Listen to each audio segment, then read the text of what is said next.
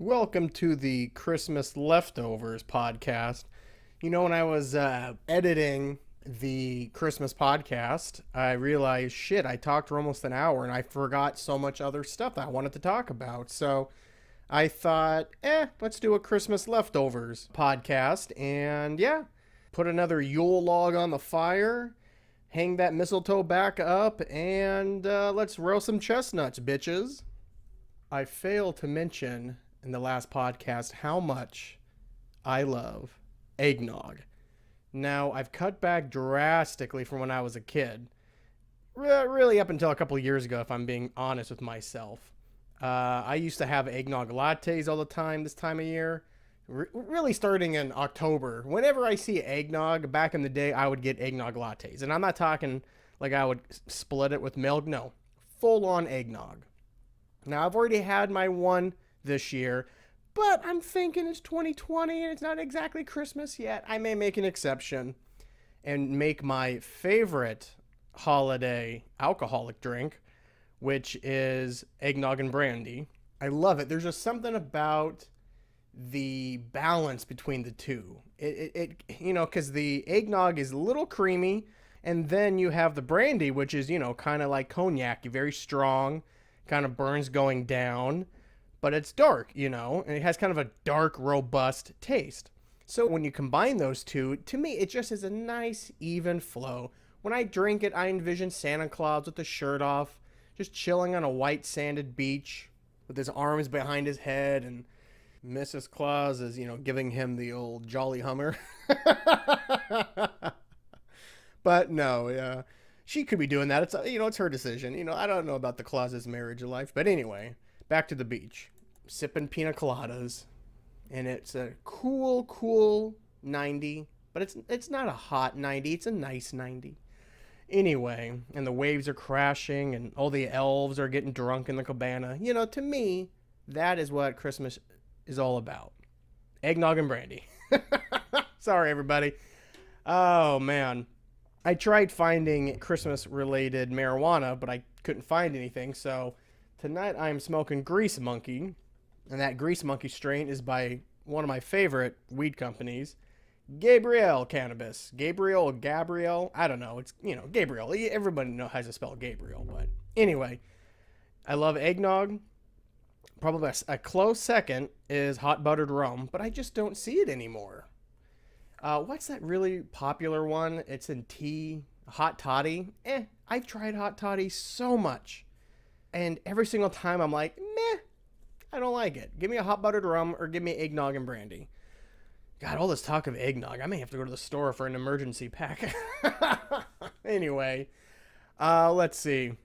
When I was talking about my childhood memories with Christmas, I really failed to mention some of the family gatherings on my mother's side that happened. See, around the holidays, but predominantly Thanksgiving and Christmas when I was a kid, it was the time for the kids to see the grandparents, because my family, most of us live in Washington, but we're all very spread out. Like, I don't have a cousin or an aunt that lives, 10, 15 minutes away from me. They tend to be an hour or two or sometimes three away. And of course, I have extended family in Oregon and Idaho and Durka.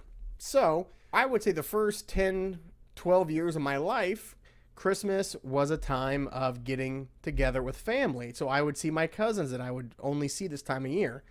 And I don't know if I've mentioned this before in earlier podcasts, but I was a late baby with my older parents. My parents are in their early to mid 70s.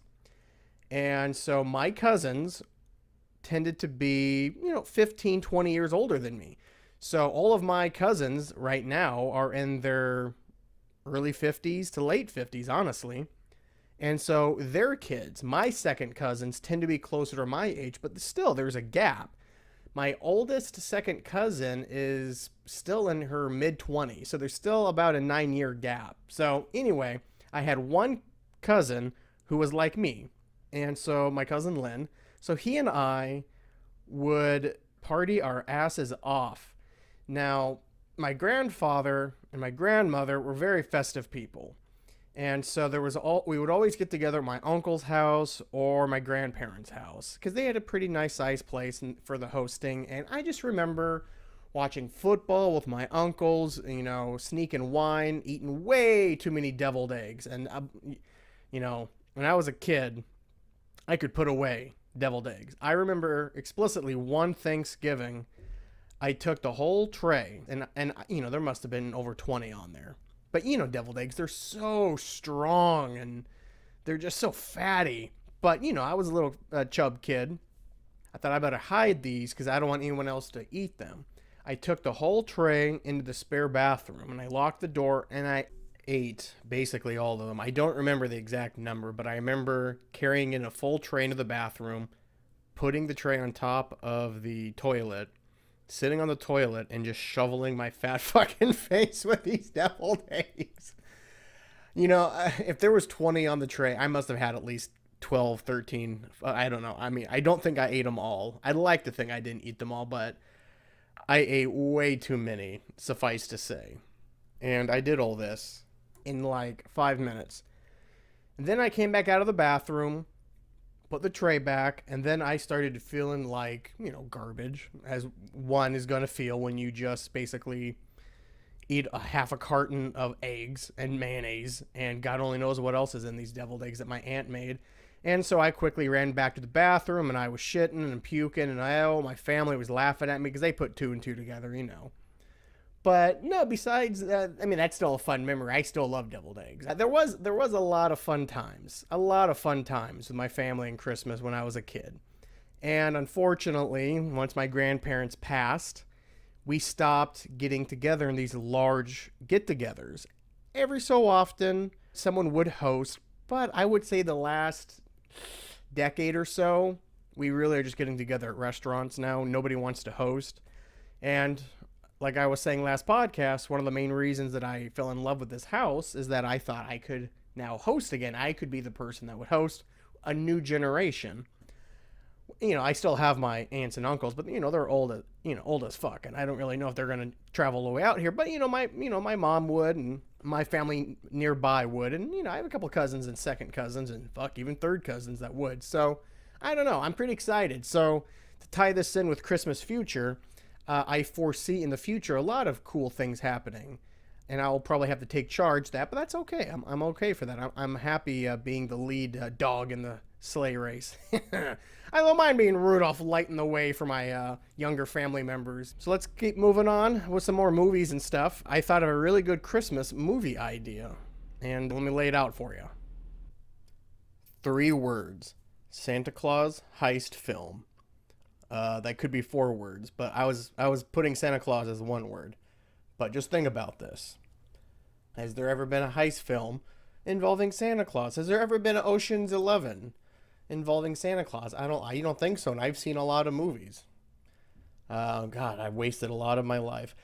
And I honestly cannot say that I've ever seen a movie where Santa Claus is the mark. So here's my idea for a movie.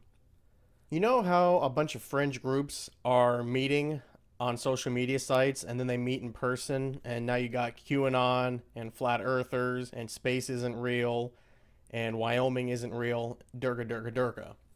So my idea for a movie is there's this Facebook or Reddit page where everyone truly believes as a child they had a experience with Santa Claus. They woke up and saw him eating cookies. They saw him coming down the chimney, whatever. Every kid has something different, but it all involves Santa Claus looking the exact same way and doing, a couple of the same things. And then some of the kids are, and now, by the way, these aren't kids anymore. Now they're people in their 20s, 30s, 40s, or whatever. And so the idea is that some of these kids have more PTSD-inducing Santa Claus memories. Nothing dirty. Santa Claus isn't a pedophile or anything like that. Although, wouldn't that be a fucking twist? But no, he's not Catholic. And even LaFonda didn't like that one. But anyway, when I say like PTSD moments, I mean like scary moments, but unintentionally. Scary because they happened to a child. Maybe a kid was running outside and they saw a scary reindeer looking at him, or Santa Claus had to slip them a Mickey or something so they wouldn't remember what happened. But again, nothing is happening with Santa Claus and these kids. He gives them like memory erasing medication or spray or something. He has something on him that he can spray a kid in the face and the kid will forget, kind of like that flasher thing from Men in Black. But that way they don't remember him. But every now and then you get a kid who does remember, and so they meet online and they're sick of getting ridiculed because they start to really believe. Most of these people are under the belief that they are crazy, but it's good to know that other people are like them. But there's still a sect in this group that really think Santa Claus is real, and it's time that they prove it to the world. And so they decide to pool their money together to go to the North Pole and try to break into Santa Claus's factory and get evidence, and they're going to steal some evidence too. And so then it becomes a heist film, and then you could have, well, it doesn't matter. You could have 5 or 6 people. You can't have too big of a group. You'd be confusing people. This ain't Ocean's 50, And the rest of the movie is kind of just a hijinks about these people trying to get into Santa's factory. And if you want to get a little dark, maybe they start dying. Maybe Santa turns into a monster, and the elves are little monsters, creatures that are starting to pick them off one by one, and maybe they're aliens or some shit. But that maybe is a little too far. If you want to keep it family friendly, Santa Claus is still drugging children, but again, he's not a diddler or anything. I want to get that point across. This is not a pervert Santa Claus. Okay, maybe I need to work on the script a little bit, but I think that's a pretty good idea. At the end of it, they do get all the evidence they need, but then maybe they decide, you know what, maybe let's not ruin this. Maybe Santa Claus, you got to work on your methods. Maybe you just can't be drugging kids anymore and assuming that their memory's been wiped. Can't do that anymore, Santa Claus. And so they kind of form a pact. But, that movie could go a lot of different ways. Maybe you do want to go maybe a horror direction. Maybe he wants it to be like a Die Hard, where Santa Claus is like, you ain't getting in here, motherfuckers. And then all the elves are like, action heroes and everything. And they start start killing the elves. You don't feel bad if you see the elves getting killed because they're not real. Maybe instead of blood, they bleed like present ribbon or like bows and stuff.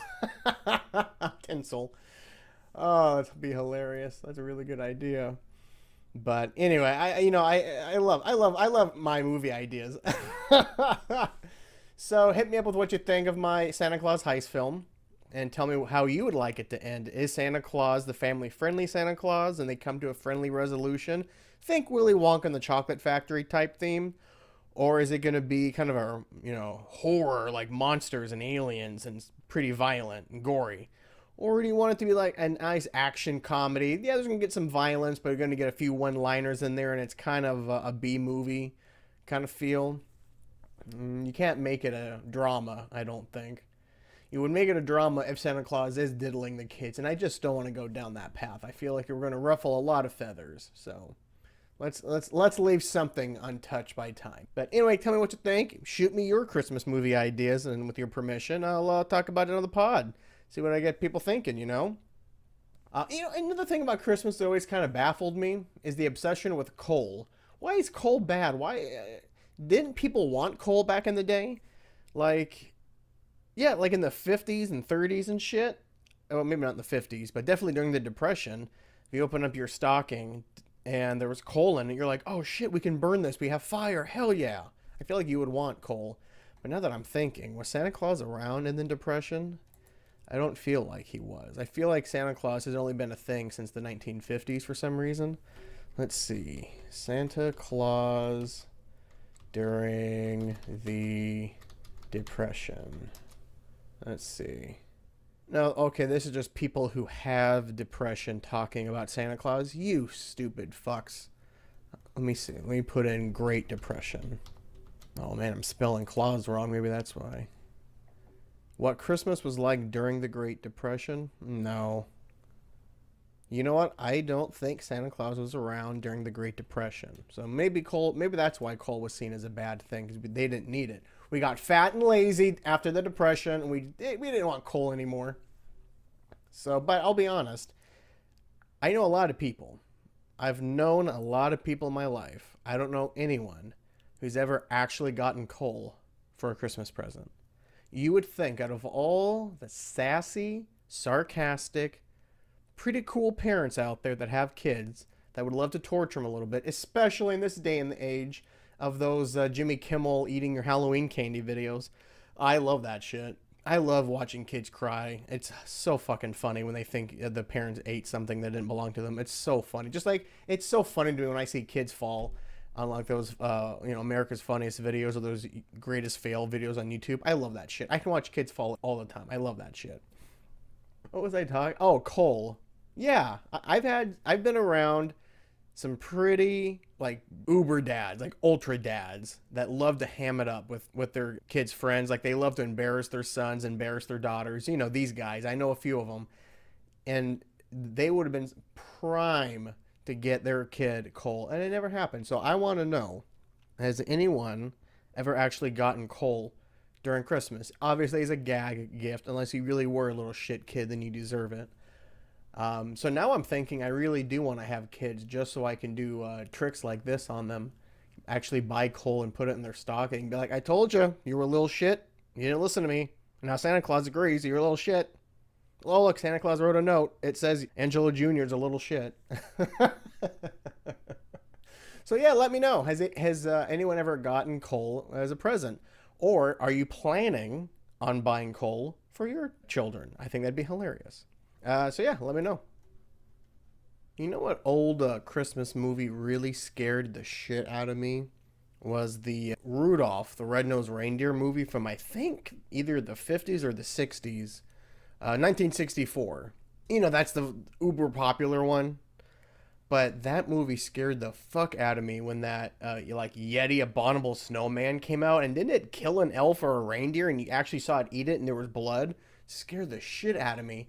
And all the sound effects and the monster sounds. I did not like that movie. And I remember as a kid, it was always playing at school, at a friend's house. Like we would get together with my grandparents and all my families, and that would be on somewhere. And I was just horrified. But maybe I should rewatch that movie again. But yeah, I did not see. I don't enjoy a lot of those classic movies like Miracle on 34th Street and It's a Wonderful Life and all those golden age Christmas movies. I don't really like at all. I don't. I tried watching them. They're too happy. They're too phony, too happy-go-lucky, too fake. And God, there was another one that scared me. Jack Frost. That one from the, let me see here, 1979. I remember there was a scene where he was like, he's all blue and like frigid and frozen, and he's like, he has icicles all over himself, and that horrified me. And he would like blow ice. Just seeing this blue creature with like fangs made of ice blowing shards of ice, and I was like, oh, easy, monster, scared me. It really did horrify me. But yeah, I'm just not a huge fan of I guess those super old Christmas movies. Now, I'm going to have to put an asterisk next to that last statement because I do love Charlie Brown's Christmas. And that may be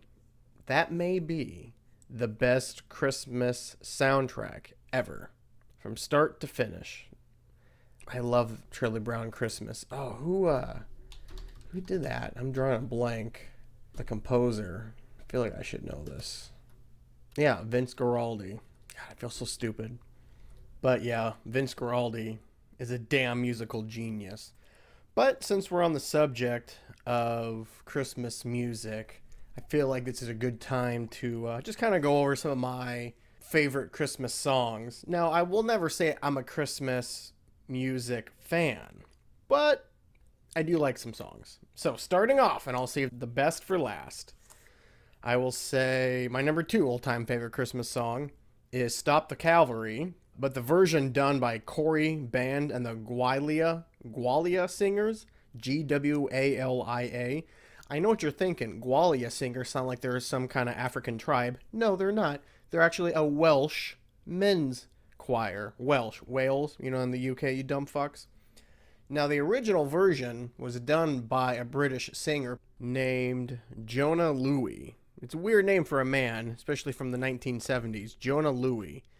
And it was about World War II and that infamous Christmas where both the Germans and the Allied forces said, you know what, we're going to stop killing each other on Christmas. So it was a nice song, but it's such kind of a pussy sounding song. But for whatever reason, this Corey band and the Gwalia singers, I don't know, it sounds like they're a bunch of dwarves from Lord of the Rings singing. This is they're swinging their mead and their beards are all over the place and all these earrings and shit. I just get this very Minds of Moria when I hear that song. So, yeah, check it out. Stop the Cavalry. And then we got, the Mariah Carey, All I Want for Christmas Is You. I mean, that's probably the biggest Christmas song since the 1990s. And deservedly so. It's a damn good album. We got Rockin' Around the Christmas Tree. I tend to like the more rock versions. Not hard rock, but yeah, kind of the one that was in Die Hard. That one's a good one. And then we got Jingle Bell Rock. Again, I kind of like the original one. But any of the upbeat pop rock kind of versions, I'm down. And then we got Wonderful Christmas Time by Paul McCartney. That song, it took me a little bit to get into it, but now it's one of my favorites. I really do like it. And sticking with the Beatles, I also like Happy Christmas, War is Over by John Lennon. And sticking with the classic rock singers, personally I'm a big fan of Bruce Springsteen's version of Santa Claus is Coming to Town. I know a lot of people don't like Bruce Springsteen. They think he's cheesy and hokey, and what the hell does he know anything about blue-collar work? And yeah, all of those are valid, but I love the boss, so shut the fuck up. So, my all-time favorite Christmas song is Last Christmas by Wham. And I know it's been covered by a bunch of jabronis, but I tell you, nothing can outdo George Michael's voice. I love George Michael and Wham. And here's a little bit of facts about Last Christmas. It was released in 1984 on a double side with Everything She Wants, another Wham banger. And by the way, George Michael wrote and produced both of those songs. George Michael is a genius. Well, he was a genius. Unfortunately, he's dead now. Poor bastard. But, and they also use royalties from that money to give to the Ethiopia during their famine. What the hell was the Ethiopian famine? 83 to 85. Damn, 3 years of famine. Poor bastards. Let's see. The song reached number 1 in Denmark, Slovenia. I didn't know they had music in Slovenia. And Sweden. And it went number 2 in Belgium, Germany, Netherlands, Hungary, Ireland, Italy, Norway, New Zealand, and the UK. Wham donated all of their funds. Oh, not some. They donated all of the royalties to the Ethiopian famine. Let's see. In a UK-wide poll in December 2012, it was voted 8th on the nation's favorite Christmas songs. I'd like to see what was their top 7 if this song's number 8. You limey fucks. It was the most played Christmas song of the 21st century in the UK until it was overtaken by Fairy Tale of New York in 2015. Fairy Tale of New York? What the fuck is that song? I've never heard of this. Fairy Tale of New York is a song written by Jim Finer and Shane McGowan and recorded by their band The Pogues. Oh, okay. I probably I wouldn't know it if I listened to it, but fuck that song if it beat Last Christmas. So yeah, that's my favorite song. Back when we could do things like karaoke, whenever there was a karaoke party around Christmas, I would always sing this song. And yeah, my love of Wham goes way back to when I was a kid. My dad was always playing the music, and I'm still loving it. I'm still mourning George Michael. He had one of the best cameos out of any TV show in that Ricky Gervais series Extras. Amazing cameo. I don't know. I miss him. I miss George Michael. But anyway, I think we can wrap this mofo up. Let's see. I'm down to my top movies and my top music. Talked about some good old Christmas memories. I talked to my parents a little bit about some ideas for this Christmas podcast. I wanted to hear some of their memories of me as a kid. And honestly, the ones that they told me, I already kind of talked about. And so, but they did talk a little bit about Christmas when they were kids, and it was rough. Oof. Thank God we're alive now, and not back in the fucking 40s and 50s, peeps. Anyway, this should be released either on Christmas Day or on Christmas Eve if I get my shit together. And yeah, Feliz Navidad and all that shit. I love y'all. Take care of yourselves. Leave a nice edible cookie out for Santa. And take a toke for me. Love y'all, and I'll see you guys in the new year. Merry Christmas, you filthy animal. And a Happy New Year.